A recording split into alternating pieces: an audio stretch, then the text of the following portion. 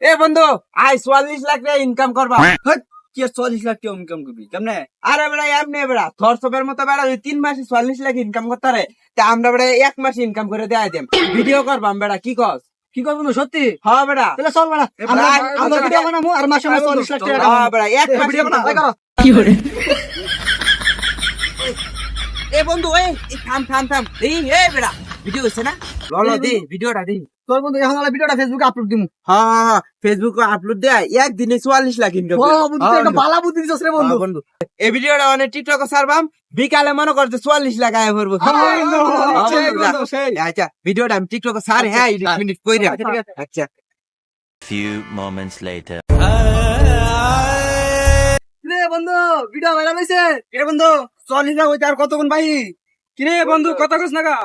44 লাখ বন্ধু, ওই দেখ 3টা ভিউ আর ওই যে 2টা লাইক।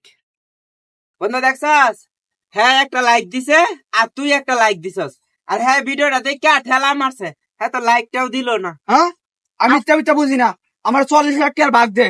44 লাখের ভাগ দিমু করতে, লাইক কি করছে 2টা।